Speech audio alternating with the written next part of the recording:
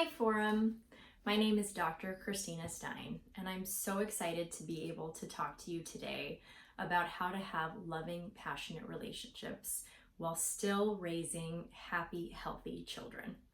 Do you know that when children come from families where parents love each other and demonstrate affection and a healthy connection, they actually grow up happier and healthier and more self-confident? In fact, there have been so many studies to show that happiness is directly correlated to your sense of connection to something bigger than yourself and to relationships and to your community. And so you as parents have an incredible opportunity to invest in the quality of your relationships, and in doing that, you are creating a beautiful, solid foundation for your children to grow up feeling secure and loved and part of a community, which will ultimately help them become happier people in their lives. So I am passionate about this subject, and I also know as a parent, I have 3 children. So I have an 8-year-old little girl, an 11-year-old boy, and a 13-year-old girl. I also know as a parent that talking to your children about passion and intimacy and relationships is often a very scary subject for parents. And so what I have found though is that if you as a parent feel more confident in your own intimate relationships with your partner, that it's much easier to talk to your children. And ultimately, we really want our children to come to us when they have questions, and we want to be that prime source of information, because they can get information from a lot of different places, and it's up to us to be sort of the source of true information. And ideally, we want to be able to welcome questions, and sometimes we know the answers and sometimes we don't. But regardless, we want to be the kind of parents that our children can come to and ask us whether we know or not. And so today we're going to be focusing on your relationship with your partner and as parents, and what you can demonstrate to your children so that ideally you feel more confident in the future talking to your kids about these issues. So before we begin, I wanted to tell you a little bit about myself. I've been passionate about this subject since I was 5, when my parents gave me a book called Where Do Babies Come From? And it was a very simple, easy book kind of describing body changes, some intimacy, where babies come from, how they grow, and I thought it was fascinating. In fact, I even decided that it was my job to teach all the other children in my kindergarten class where babies came from. Not all the parents were excited about that, but it began sort of a lifelong passion, and I think at that point I decided I wanted to be the next Dr. Ruth. Haven't quite gotten there yet, but I certainly admire her, and have spent most of my life studying sexuality, studying relationships, working with couples, working with individuals, teaching. I've taught puberty classes. I've taught parent education around puberty. So I am really excited about this subject, and I'm so excited to be talking to you guys about it today. My personal journey with this continued and actually became really significant after the birth of my first child. So I've been with my husband for almost 15 years. Our anniversary is in August, and we have had, ups and downs in our relationship, as always, as most relationships. But when we had our first child, it was such a shock to me, because up until that point, I had felt really confident with my sexuality, my understanding about my body, relationship dynamics, but having a baby changed everything. And it was so, I had gained 70 pounds, which is a lot. I don't think eating cheesecake quite frequently was helpful at that point, but after the birth of my daughter, Julia, I felt really bad about my body. So my confidence had gone down. I was tired. I was a new mom, so there's all kinds of anxiety of not knowing what to do. And at the same time, I also had no sexual desire. And that was a really hard thing because I didn't know how to talk to my husband about it. I didn't know how to have an honest conversation with him to share my experiences as a new mom without hurting his feelings. And so we ended up not talking about it. And what happened was we really started to, there was sort of a wedge between us for a while until one day he came to me and said, I'm really excited to be a dad, and I feel so sad because I feel like I've lost you in the process. And it was at that moment in time that I really realized that our physical intimacy was more to him and more about the connection between the two of us and not so much about just physical pleasure. And so I decided that I didn't want to be heavy anymore, and I didn't like this disconnect in my relationship with him. And so I started to ask around and do some research about the subject. And I found that as I talked to more and more new moms, especially, that it was so common for women to feel like they had no sexual desire, that they were so tired, so fulfilled from raising their children and being with their kids, that this lack of physical desire for their partner, it existed everywhere. And most of the women I spoke with felt bad. They felt really guilty about not having more desire, and they also didn't know how to get it back. And so I decided at that point that it would be my mission, my quest, to figure out how to bring passion back to myself and also back into my relationship. And so at the time, I had already been to school and gotten my master's in clinical psychology. I was a licensed marriage and family therapist. So I was in private practice working with couples and working with people dealing with these issues. And I continued my education, and I continued to research and read and look into everything I could find around sexuality, desire, relationships, connection, hormones, all of it. And over the years, I have learned so many incredible things that I wish I had known at that point in time. And I continue to teach these concepts to people who are always appreciative. And so today, at this forum with you, I wanted to share some of my favorites. And I am breaking it into categories. So I want to talk to you about how you can establish a really secure foundation in your relationship. And then we're going to talk about how to build the emotional intimacy, so that loving feeling with your partner. And we're also going to talk a little bit about the physical intimacy and how you can enhance that experience with your partner as well. So to get started, the first thing I want to tell you about building a secure base is that there are certain things that are standard to every relationship, because we are animals. We do have biological drives and hormones and things that cause us to do and behave in certain ways. And one thing that I learned early on, which has been hugely helpful, is that all relationships go through phases, physical phases. And so oftentimes I get clients and couples come into my office, or individuals, people will say, I don't understand, because when I started this relationship, I felt so excited and so alive and so passionate. And now we've been together a couple years and it just feels stale. It just feels kind of monotonous, like it's not exciting anymore. And I think that maybe this relationship isn't the right relationship.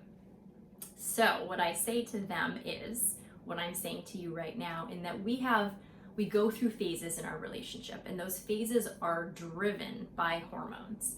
So Helen Fisher, who is an anthropologist, did a lot of research on this subject. So if you're interested, she has tons of books out there. But she discovered in her research that the first phase of a relationship is the lust phase. So again, we as animals are driven by testosterone, which is like the sex hormone.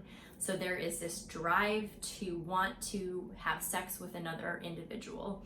And that hormone kind of is what motivates you to go to a bar when you're single, or to go meet up with friends, or go on a date.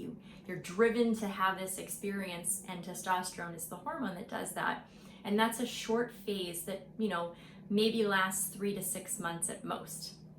So then once you've met somebody in the bar, you then shift into sort of the romance phase of the relationship.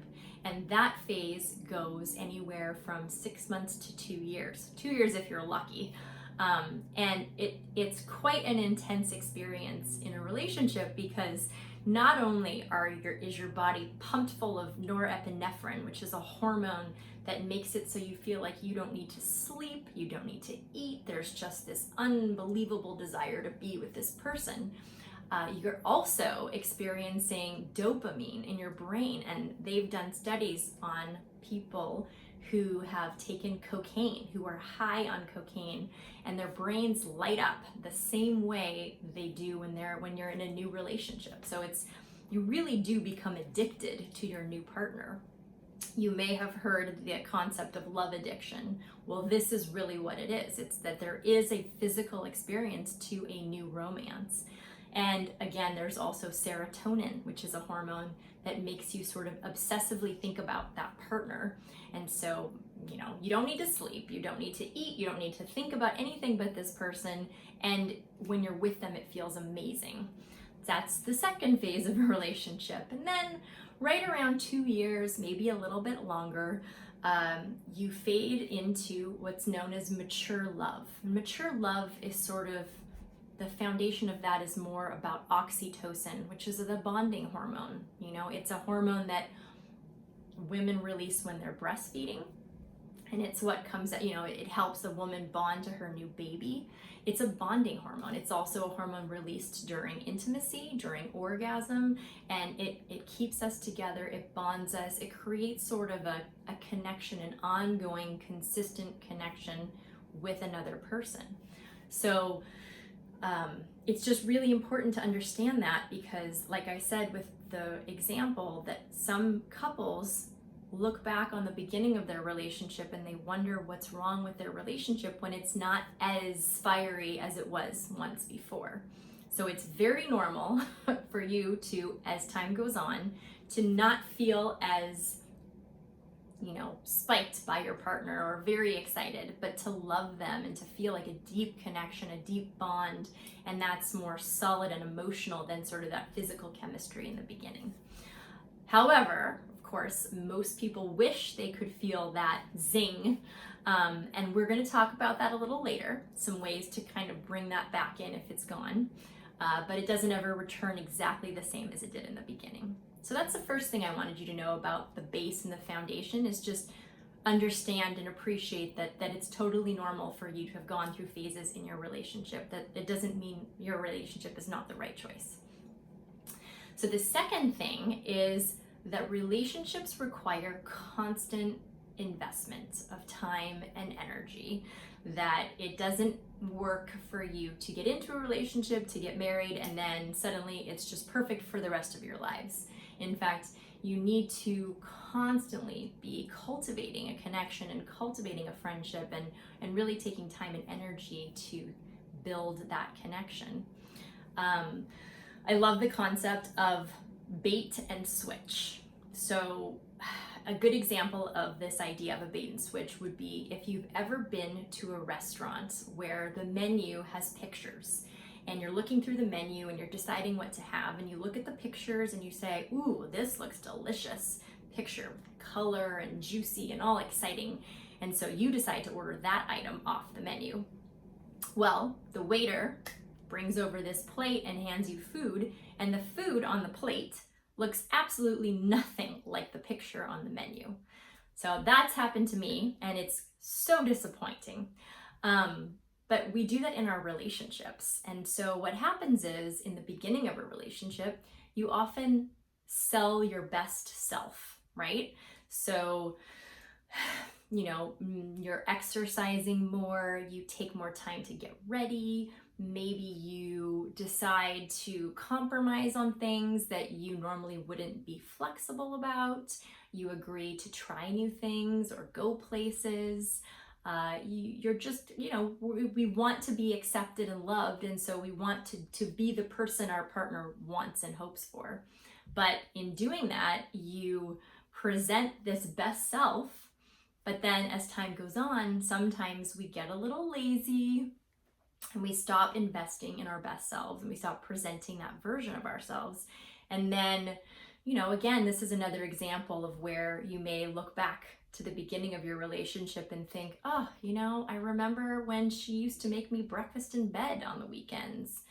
And I remember when he used to bring me flowers, or he used to spend so much time on my gifts, or, just different things like that. The biggest complaint is, right, we had so much time to exercise and invest in our physical appearance and take time to get ready. And so you just can't stop that, I know we run out of time, but I think people forget that the same way you have to invest in your health, or you invest in your job or your professional development, you invest in your parenting to understand your children and to do a better job there.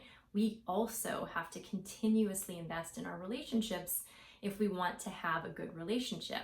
So the idea, right, that what you put in, you get out. So if you put in a lot of energy and effort, you're going to get out a better quality relationship and more connection. Which leads me to the third concept here underneath this idea of your secure foundation, your solid foundation. And that is that if there's one thing you can do to enhance the quality of your relationship, to facilitate greater emotional connection and better physical connection, it is to have a date with your partner once a week.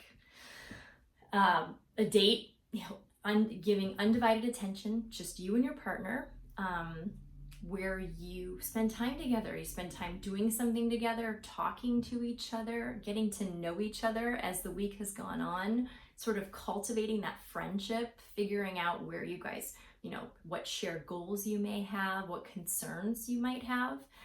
It connects you emotionally. It keeps you in touch with your partner, and it also helps you to create what I call, and what in the field is referred to as, a secure base of attachment. So there's a woman, Mary Ainsworth, who was a researcher, and she did a study about mothers and children. You may have heard about this, where she took them into a lab and she had a mother and a child be in a room, and she observed different couples, different pairs, and saw that if a mother left the child, oftentimes the child would immediately get upset and start crying and look frantically for the mother, and be unsettled for the whole time. And then the mother would come back and have to console the child. Another example would be a mother would leave the child, and the child would completely ignore the fact that the mother was gone, and when the mother returned, the child would continue to ignore the mother. So this first example is an anxious attachment, the second is an avoidant attachment, and then in the third case, in a secure attachment, what happens is that the mother leaves the child, and the child goes off and explores, and then looks back to see the mother, but also continues to feel confident to explore. And when the mother leaves, the child continues to explore. When she comes back, the child is excited to share with the mom what they discovered. And ideally, what we want in our relationships with our partners, but also with our children, is to invest in this connection so that that our partners, that our children feel like we are a secure base, that they can come back to us and they can go out into the world and take risks and be curious, that we will consistently return, that we are a solid foundation for them. And the best way to do that is by investing time and giving undivided attention to your partner on a weekly basis. My husband and I have 2 dates a week. So on Wednesdays, we do a date where we have dinner together without our children. And on Saturdays, we do a date from 2 until 9, because I imagine maybe some of you can relate to the fact that at 9 o'clock, I am pretty tired. So I am not exactly good to have a date from 8 to 12 because I would just like to go to bed when I get home, and I think it's important to leave an opportunity for physical intimacy where you're not falling asleep. So we do a date every Saturday from 2 to 9, and we go for a walk, and oftentimes we see a movie, have dinner, and walk home. But it gives us a really great opportunity to check in for the week and to talk about our kids and to talk about work, but also to have fun together and to just stay connected. So if anything, I highly recommend that you implement a date with your partner at least once a week. And I have to say, it's something I also do with my children. I started doing it maybe 5 years ago, maybe 6 years ago, but I have a date with each of my children. So once a week for 2 hours, they know it is their date and they get to be in charge of what we do with our time, and they look forward to it. And I look forward to it because the one-on-one experience with your child versus the family experience is very different. You really get to know your children differently. They get to know you, and it cultivates a special connection with them. It's the same way it creates a connection with your partner, right? If you choose to commit time to someone, you are telling them that they are valuable to you, that they're important enough to you, that you're willing to give them your time and protect that time. And knowing that they're important builds self-confidence, builds self-esteem, makes them happier. So I highly recommend, if you can, dedicate a set amount of time to your partner, but also to your children. You will notice such a difference in, sibling rivalry even, but also, with your partner. You'll notice that there's just better connection ongoing if you do this. So to reiterate, part of having a solid foundation is understanding that there are phases to a relationship, and that you can invest in the foundation by having a date and committing that. And that also we have to do that. We have to consistently invest in our relationships. You don't want to do a bait and switch with your partner, so that it is an ongoing investment over time. So again, just to reiterate, right? Phases of relationship, constant investment. Best way to do that is having a date once a week. So good. All right. So the next area that I wanted to talk about today with you is building emotional intimacy. So that loving connection, the feeling, the bond in your relationship. And there are 3 ways you can do that. And so let's see, I have notes. One of the things that's really important and valuable is this idea of offering appreciation. So when we feel safe, we tend to feel more vulnerable. So safety lends itself to vulnerability, which lends itself to trust. And when we trust our partner, we feel more connected. So the goal is to always have your partner feel safe and be able to be vulnerable so that they can trust you and you can be connected, right? So safety, vulnerability, trust, connection. And one of the best ways to create safety is to offer appreciation to your partner. And that means that you acknowledge that what they do makes a difference in some way to you, to your family, to the world, because we all work really hard and we all need to know that our efforts mean something to someone. And the best way is to offer appreciation. So what I love is Gary Chapman is an author. He wrote a book called The 5 Love Languages. If you haven't read this, it's an amazing book. He's also written one for, it's called The 5 Love Languages for Kids. So this is relevant. What I'm telling you right now about your partner is also relevant with your children. And that is that we give and receive love differently, that we appreciate love in different ways. And in order to feel loved, we need to receive the love that we appreciate. So there are 5 different love languages. The first one is words of affirmation. And what that means is saying thank you. Thank you for doing the dishes. Thank you for making dinner. I'm so proud of you for working with the kids on homework, or thank you for this vacation. You're such a great guy, you're such a helpful, sweet mom, whatever you want to say, but just acknowledging verbally what your partner is doing. And again, with your kids, acknowledge what they do that you're proud of, right? When your children are working hard on a project, acknowledge the effort that they're putting into whatever it is they're doing, the same way you would want to be acknowledged in that way if your love language was verbal affirmations. The second one is acts of service.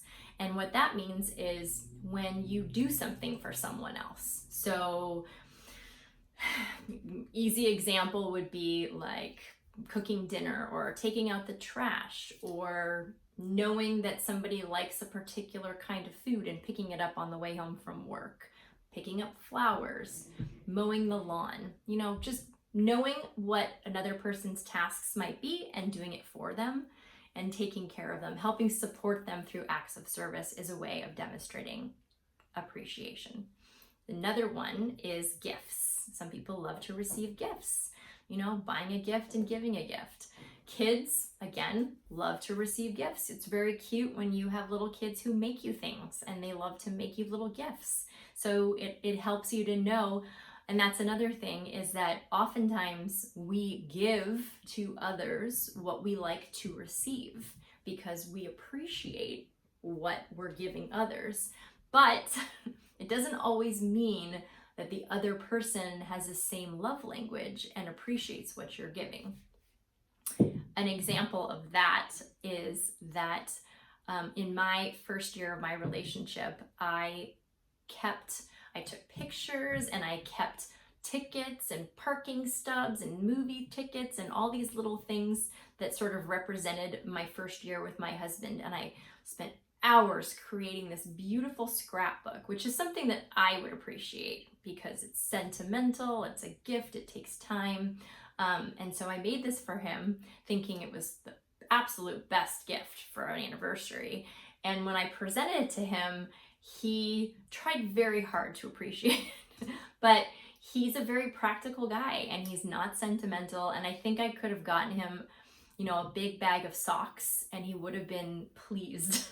And so I think it's just important to find out what your partner really appreciates so that you can speak to them in their love language and they can speak to you in your love language. So words of affirmation, acts of service, giving gifts, affection, so physical affection. People are very touchy and they need to be hugged and sat with and held hands, cuddly, and quality time. So again, just being together and investing time and energy. So just kind of like the date, like I'm saying, quality time is there, but there's also some physicality. But those are the 5 love languages. And so I encourage you to sit and think about what you resonate with most and talk to your partner about it. In fact, I think you can go online. I think that you can either go to 5lovelanguages.com or garychapman.com, and there's an online survey that you can go and find out. Or also in the back of the book is a survey. So you can do it together, you can do it with your kids, you can talk about this and maybe make this part of the family conversation so that you are able to give and receive the kind of love that you want and need and that your partner wants and needs. And let's see. So yes. Okay, the next thing. All right, so you've offered appreciation so your partner feels loved and more vulnerable. Another way to help them feel safe in the relationship is to navigate the differences as opposed to trying to have your partner become you or you become them. We're all different. We do things differently. In fact, there are many common differences between men and women. So, for example, men typically are very visual and they, are attracted to youth and fertility and beauty and sexuality as it's represented, whereas women tend to be more verbal and emotional and they want to hear things and they want to feel things. They're less verbal. Another example is that oftentimes in couples, one person is more indirect in their communication and the other is more direct in their communication. And this is so common, and I can't tell you how many little frustrations occur because of this difference in how you express your information. And so a perfect example of that is the husband turns to the wife and says, "Honey, we're out of milk." Okay, so that's an indirect way of saying we need milk by saying, "Honey, we're out of milk." So she hears him saying, "We're out of milk," and really he's saying, "We need milk. Can you buy more milk?" So there is room for interpretation. In our house, when I hear something like that, if my husband says, "Honey, we're out of milk, we need to get some more milk," I will often say, is that a "we me needs to get more milk" or a "we you needs to get more milk"?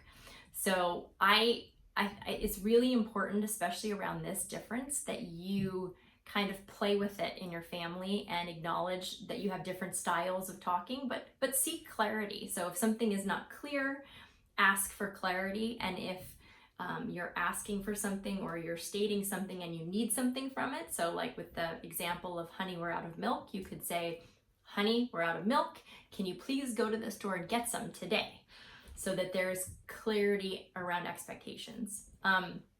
Another really common difference that I find between couples is a difference between how time, the concept of time is, time, and that is oftentimes one person in the relationship is very specific and punctual. So if you have a plan to be somewhere at 7 o'clock, that person is committed to being there at 7 o'clock.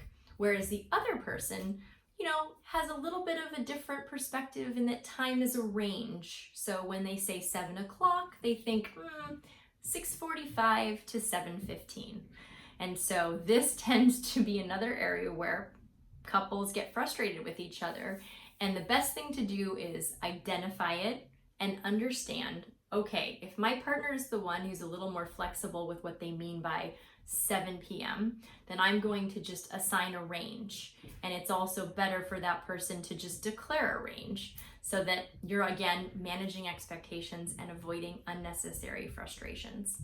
But it's so valuable to see relationships as navigating differences, and that each person has a difference or does things differently, and that it's not about good or bad, it's not right or wrong, it's about, this person does it this way and I do it this way, and we're going to find a way in the middle where we can navigate those differences.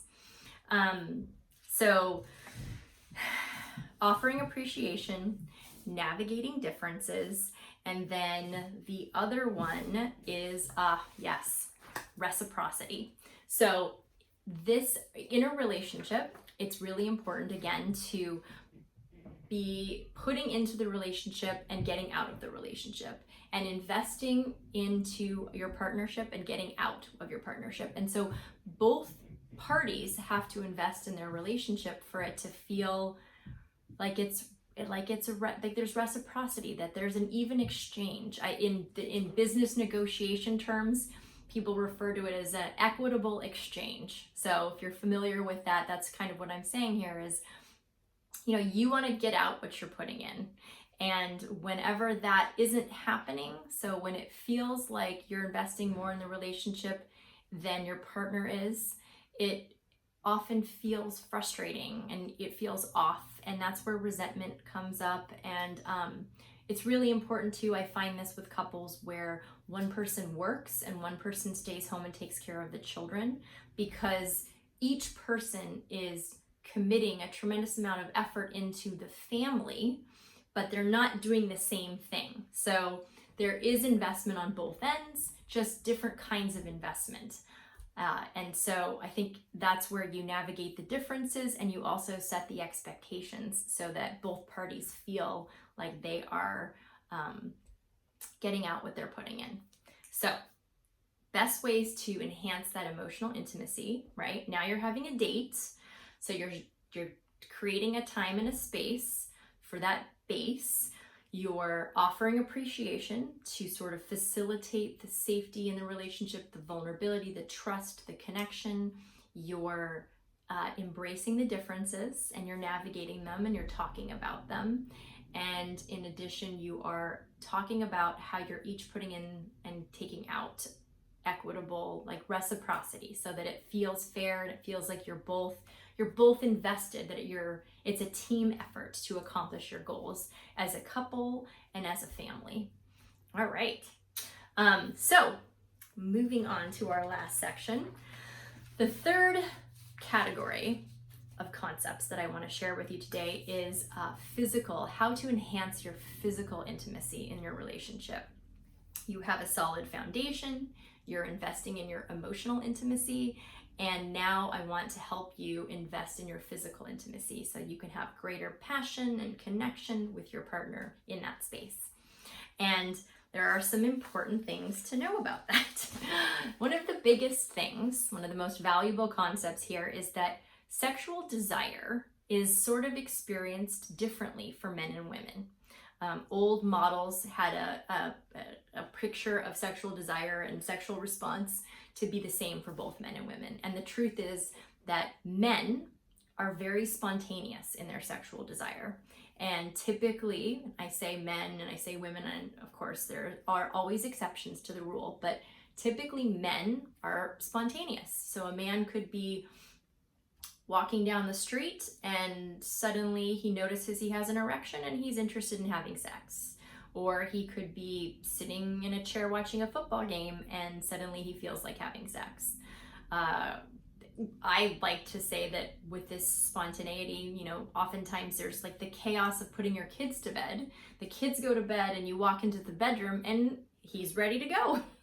This is not the experience for most women. Women tend to be much more spontaneous. Women tend to be responsive. So women have responsive desire and men have spontaneous desire. And what that means for women is that a woman has to choose to be receptive and respond to something that makes her feel sexual desire. So an example of that could be that you're, as a woman, sitting at the table and your partner comes up and starts to massage your shoulders and it feels nice. And as it's feeling nice and you happen to like him in this moment because he's been appreciating you and taking care of you and investing in the relationship, you feel like, okay, this feels good. I'm gonna sit with this. And then because you're open and receptive, you start to respond to that with sexual desire. And then because you're continuing to be receptive, you respond, and that's where sexual desire tends to come for a woman. Or another example is you've established a weekly date with your partner, and that happens to be Friday, and you know that on Friday you're really trying to invest in the physical intimacy and make space for sex. And so you, in anticipation of Friday, knowing that you're going to want to be receptive, you respond to the cues of the day and the plan in that you are now responsive with sexual desire.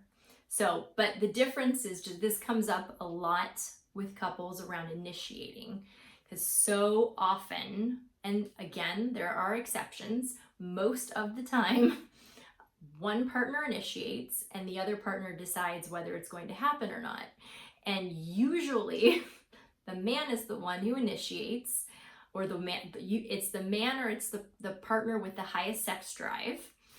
And the other partner decides to respond with a yes or respond with a no. So that is the difference between men and women. So now, how do we get more responsive? Since I have to say, lack of sexual desire or desire discrepancy, where one partner wants it more than the other, is the number one complaint that couples come to therapy with. So how do we figure out a way to generate more sexual desire in a relationship or create more responsiveness, more openness? It's really important to understand the role that stress plays in sexual intimacy and sexual desire. And that is, there's an amazing woman, her name is Emily Nagoski. She's written a couple books, she has done a lot of research on the brain and the body's response to sexual, stimuli and responsiveness. And what she talks about is that our brain is designed when it's in a neutral state. So when you're not really stressed out, you're having a normal day, our brain is designed to move towards something that we're curious about or that we may consider to be a positive thing. So something positive, we move towards it. Something negative or something that we have a bad association with, we pull away from. So in a neutral state of stress, so your day is okay, you're going to move towards the things you like and away from the things you don't. Now, when you are really relaxed, so imagine you're taking a bath and you've got candles lit and you're drinking a glass of wine and the kids are asleep and it's just quiet and relaxing. That is ultimate calm, quiet relaxation. Your brain is designed in that moment to be really curious about positive things, but also very open and receptive to things you may not typically be positive towards. So you get positive curiosity and even negative curiosity. Now, if you're overwhelmed with stress, which happens when you're running around taking care of kids, working, dealing with a house, dealing with your relationship, you are so overstimulated and overwhelmed that you even respond adversely to positive things. And I see this come up when, one partner's really stressed out and the other partner comes up to be like, to get a hug or to say hi. And the partner's like, oh, no, I don't have any time for you right now. Just give me a minute, get away. And so what I encourage you to do is that, yes, we are all going to experience stress. So this is across the board a normal thing. But if you are in a heightened level of stress and you can't take on any more, that you just are out of space, share that with your partner.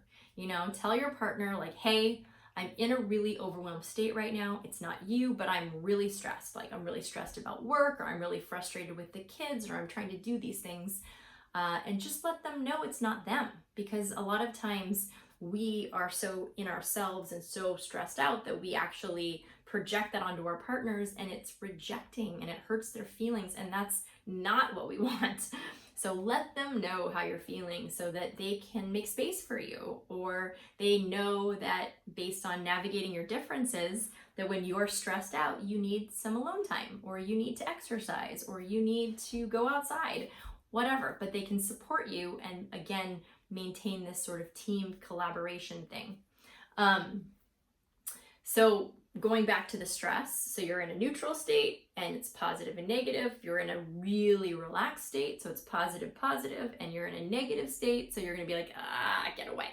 When you're in that middle state of being totally relaxed, this is I've just taken a bath and I've had a glass of wine and I lit some candles.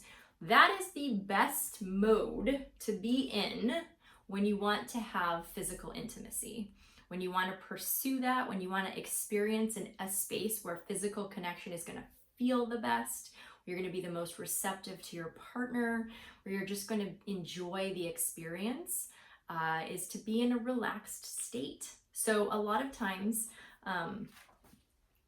more so women than men, but men get really stressed out as well. What I find is it's more common with women. If you can create a ritual or a transition from the chaos of the day to a time for intimacy. So if you're a parent and you have kids, you put the kids to bed, you lock your door so that the room is secure. So if you don't have a lock on the door, please get a lock on your door. Put a lock on the door, lock the door, your kids go to bed, and now you have space with your partner where the two of you can take a little time to relax, to sort of decompress. Maybe you take a bath or a shower, maybe you have a glass of wine, maybe you just talk. Something where there is a transition from the crazy, that overstimulated managing the day, to a more calm, relaxed, receptive space. And that's really important because it's all about being receptive. It's all about creating space to respond positively.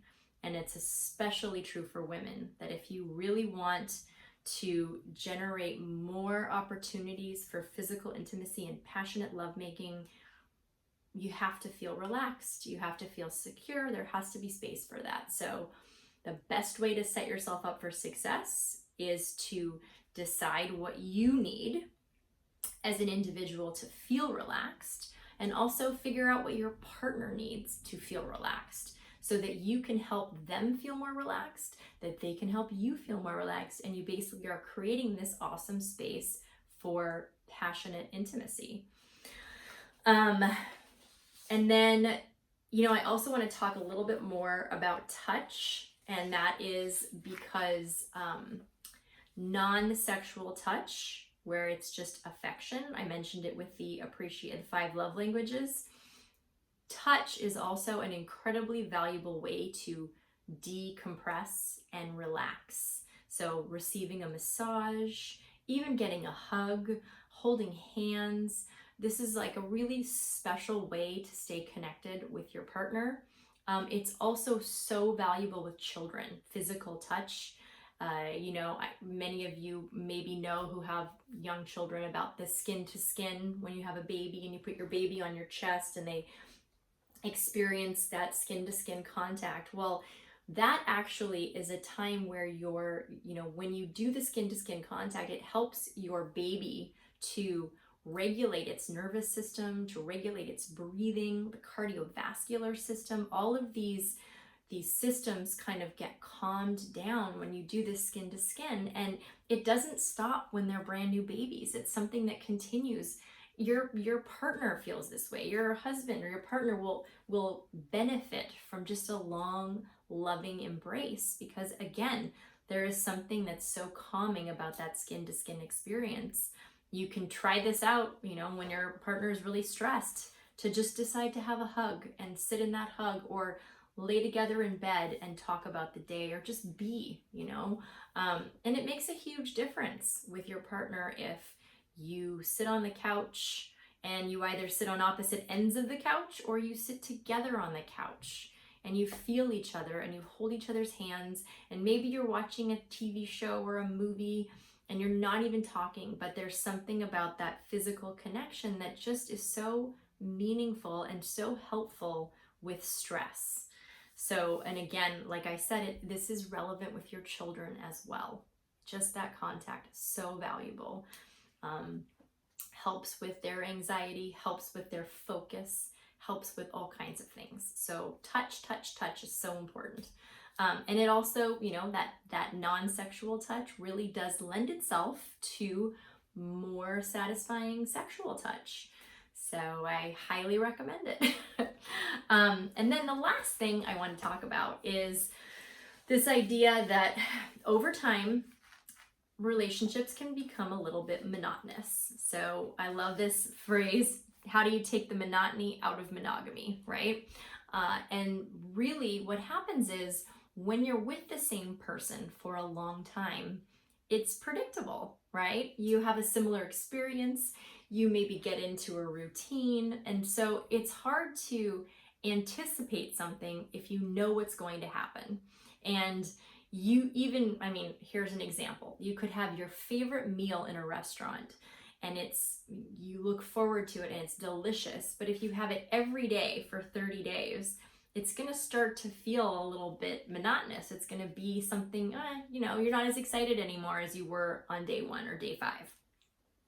And so there are a couple ways to reinvigorate that aspect of your relationship, to sort of create anticipation and bring new energy into that sexual space. And one of the best things you can do is what I like to call, it's called emotional edging or physical edging. And that's where you kind of take yourself to the edge of your comfort zone. So this is different for lots of couples. And the idea really is that you do something different, right? And you do something different or unknown, it feels risky. It feels there's a little bit of anxiety, there's a little bit of anticipation. One thing I highly recommend, which is really simple and not too scary is to wear a blindfold with your partner. You know, put a blindfold on, because when you do that and you take out your eyes from an equation, so especially from an erotic sexual experience, it raises all of the other senses. You know, your skin is more sensitive, your sound, your smell, all of it. And it creates a little bit of anxiety and it makes you a little excited, but it's also not too scary. So I highly recommend trying that and, you know, kind of talking about it and seeing what it's like with your partner to do that. But really it's about bringing in new energy into the relationship and doing things differently.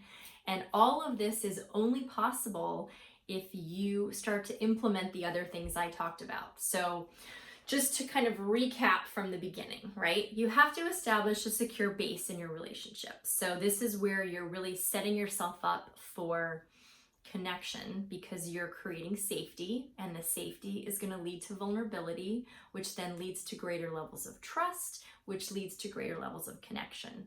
Now that you've opened up this space, and you do that, by the way, by having a date every week with your partner, then after you've created this foundation, you then invest and offer appreciation to your partner, make them feel appreciated and loved, that their efforts have meaning for you, that you enjoy them, and you do it in a way that has meaning to them. So like the 5 love languages.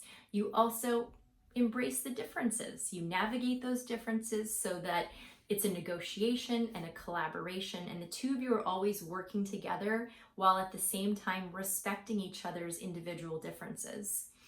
And in addition to that, you're going to offer reciprocity in the relationship and make sure that you're always investing. You're always, you know, putting in what you're taking out, and making sure that the relationship again feels like a team effort. Then, like we talked about this last part, you've now created better connection, stronger emotional intimacy, and you move into that space of physical intimacy. So you appreciate each other's different responses with sexual desire. It helps you understand why you're either the initiator or you're not. And that you can set yourself up to be more responsive to sexual desire and increase your sex drive and your wanting for that physical intimacy by managing your stress, by really taking care of stress, by making space for relaxation, and just creating an opportunity to be receptive, to be responsive in a loving, intimate way with your partner. And once you have that, that's where you can try different things. You can wear a blindfold, you can, you know, do something in a different location, you can, you know, do something at a different time of the day. There are lots of different ways to generate new energy and try different things. But ultimately, you know, if you do these things, I promise you will experience more love in your relationship, more passion with your partner, and you will just, that connection you will see in the happiness of your children, because they thrive when their parents love each other and are happy with each other. You love and are happier with them, and it's just ultimately you are creating an amazing family unit, your own community, and just generating greater happiness across the board. So I really hope that this was helpful. It was so great to talk to you guys, and I'm sure you've learned a tremendous amount of information today, and so I'm excited that I got to be a part of this, and I wish you the best, and thank you so much for your time today, and thanks again. Okay, bye-bye.